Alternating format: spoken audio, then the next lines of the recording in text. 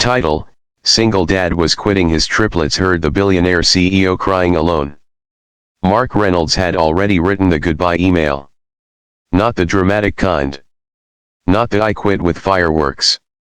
Just a quiet, dignified resignation typed at 2:17 a.m. in the dim light of his kitchen, while 3 cereal bowls soaked in the sink and overdue bills lay like accusations on the table. He stared at the screen. Effective immediately. After 12 years at Harlow Industries, he was done. Done juggling 2 jobs. Done pretending he could be in 2 places at once. Done apologizing to his daughters for missing school plays because the CEO needed the numbers by morning. Most of all, he was done watching his triplets Emma, Ava, and Lily grow up through blurry security footage from his office laptop. He closed his eyes. "Daddy." 3 small voices. He turned to find them standing at the hallway's edge, identical in their mismatched pajamas, hair tangled from sleep, eyes far too perceptive for 8-year-olds. "Bad dream?" he asked gently. Emma shook her head. "We heard someone crying." Mark forced a tired smile. "It's late, sweetheart. Probably just the wind." But Ava pointed toward the tablet still glowing on the kitchen counter. "No. From your meeting." He followed her finger. He'd forgotten to close the virtual boardroom call. On the screen, the company's skyline office loomed in darkness except for one faintly lit corner office. And from the barely open microphone, a broken sound carried through the speaker. A man's sob. Mark froze. The name on the call window read, Daniel Harlow, CEO. Billionaire. Media darling. The face of corporate grit and global ambition. Crying. Alone. Lily tugged Mark's sleeve. "Why is the boss crying?" Mark didn't know. He had spent years believing Daniel Harlow was untouchable. A man who flew private jets, closed million-dollar deals before breakfast, and fired managers without blinking. Men like that didn't cry. But the sound was unmistakable. Raw. Unfiltered. Without thinking, Emma padded over and pressed the unmute button. "Hello," she said softly. Mark lunged forward. "Emma." But it was too late. On the screen, Daniel Harlow's head jerked up. His usually sharp hair was disheveled. His tie hung loose. His eyes were red. "Who's there?" he demanded, his voice hoarse. "It's Emma," she replied calmly. "My sisters and my dad work for you." There was a long silence. Then Daniel let out a humorless laugh. "I doubt that." "My dad's Mark Reynolds," Ava added proudly. "He does the boring number stuff." Mark wanted the floor to swallow him whole. But something shifted in Daniel's expression. "Reynolds," he murmured. "Finance division." "Yes, sir," Mark said, finally stepping into view. "I'm sorry."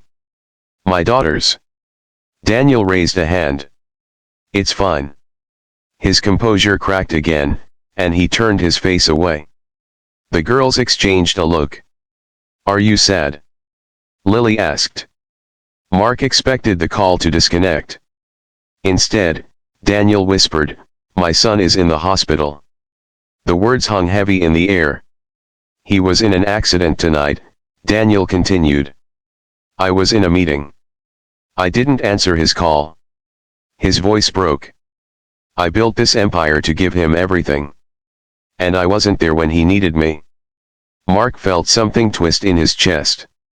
He looked at his resignation email still open on the laptop. He looked at his daughters. And suddenly, the lines between billionaire and single dad disappeared. There was only one thing left, a father. Emma climbed onto Mark's lap. "My daddy misses stuff too sometimes," she said honestly. "But he always says sorry. And then he makes pancakes." Daniel blinked, caught off guard. "Pancakes?" he asked weakly. "With too much syrup," Ava said.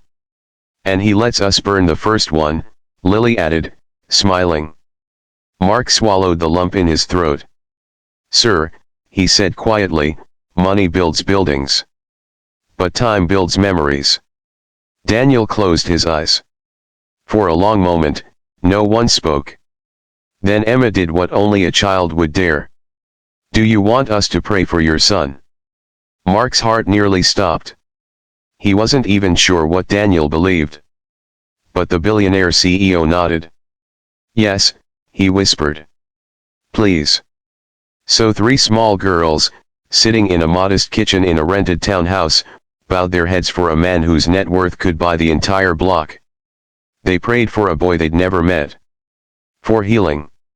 For forgiveness. For another chance. When they finished, Daniel was crying again, but this time, something softer glowed in his expression. "Thank you," he said. "You have no idea what that means." Mark hesitated, then spoke carefully. "Sir. I was about to resign tonight." Daniel's eyes snapped up. "Because I can't keep missing their lives," Mark continued. "I thought success meant surviving. But maybe it means showing up." Silence. Then Daniel surprised him. "Come to the hospital," he said. Mark blinked. "Sir. I've spent years surrounded by executives who fear me. Tonight I realized I don't have a single real friend." His voice steadied. "If you're willing. I could use one." Mark looked at his daughters. They nodded vigorously. 45 minutes later, in the sterile glow of a private hospital suite, the girls stood on tiptoes beside a pale teenage boy hooked to monitors. Daniel watched as they placed handmade friendship bracelets pulled from their own wrists onto his son's arm. "For when you wake up," Emma said softly. Mark stood beside Daniel. 2 fathers. No titles. No status. Just fear and hope. Hours passed. At 5:12 a.m., the boy's fingers twitched. Then his eyes fluttered open. "Dad," he croaked. Daniel collapsed into tears of relief, gripping his son's hand. "I'm here," he whispered. "I'm right here." And this time, he meant it. He never left the room. 3 months later, Mark sat in the same kitchen. But this time, there were no unpaid bills on the table. And no resignation email. Instead, there was a letter from Daniel Harlow himself. Not a promotion. Not a bonus. A partnership. Daniel had restructured the company, implementing family-first policies, flexible hours, and mandatory leadership time off. He'd even started a foundation funding hospital support programs for working parents. When reporters asked what sparked the change, he simply said, "3 little girls reminded me what wealth really means." Mark now worked fewer hours and more intentionally. Every Saturday was pancake morning. No exceptions. One evening, as the sun dipped behind the rooftops, Lily asked, "Daddy, did we save the company?" Mark smiled. "No, sweetheart," he said. "You saved a dad. And in doing so, they saved their own. Because sometimes the greatest act of kindness isn't a grand gesture. It's pressing unmute. It's listening. It's showing up." And in a world that measures success in billions, 3 small girls proved that compassion is the only currency that truly multiplies. And that's something no one should ever quit on.